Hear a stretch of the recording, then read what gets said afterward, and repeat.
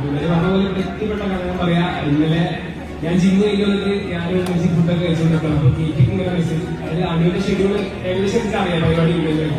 അപ്പൊ കേറ്റിക്ക് മെസ്സേജ് വരുന്നത്, കേറ്റിക്ക് ചോദിച്ചാൽ അനുവിന് നാളെ പ്രോഗ്രാംസിൽ വരുന്നത് പരിപാടി നമ്മളറിയില്ല. അപ്പോ നമുക്ക് കുട്ടികളെ മെസ്സേജ് പരിപാടി ഞാൻ പറഞ്ഞിട്ടില്ല, പരിപാടി ഉണ്ടെങ്കിൽ അതിന് പറയേണ്ടതാണെന്ന് പറഞ്ഞു. അപ്പോ പിന്നെ അതിന് വന്നതിന് ശരി പറഞ്ഞു നാളെ നമ്മൾ പരിപാടിയൊന്നുമില്ല, വെറുതെ ജിമ്മിൽ പോകണം, അത്രയുള്ള പരിപാടി പറഞ്ഞു. അപ്പൊ അന്ന് നാളെ പരിപാടി ഉണ്ട്, നമുക്ക് എന്തായാലും പോവാം, പ്രൊഡ്യൂസിലാണ് പരിപാടി പറഞ്ഞത്. ആ ഓക്കെ പറഞ്ഞു. പിന്നെ ഞാൻ അപ്പുറത്ത് റൂം പോയി നോക്കിയപ്പോ കെൻസൽ മനസ്സിലായില്ലേ സംഭവം. സത്യം പറഞ്ഞാൽ എനിക്ക് പ്രൊവിൻസ് വുമൻസ് കോളേജാണ് എനിക്ക് അറിഞ്ഞൂടാ, അതാണ് എനിക്ക് അറിഞ്ഞൂടാ. അല്ല ഓന് ഇന്നലെ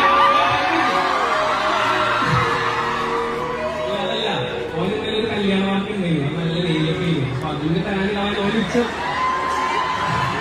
പറയട്ടെ, ഇതുള്ള ഓന് തെറ്റിദ്ധരിക്കുകയും ഓന് ഉച്ചതൊക്കെ പറയുന്നില്ല ചെയ്യണം, മുടി വെക്കണം. പക്ഷെ ഞങ്ങള് ഇതിന്റെ മുന്നേ ആർപ്പിക്കണം.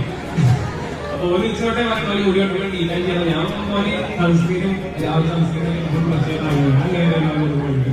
ഓൻ പറഞ്ഞ വലിയ ഉടലുണ്ട്, ബാഗിൽ കൊണ്ടുനടക്കലുണ്ടെന്ന് പറഞ്ഞു.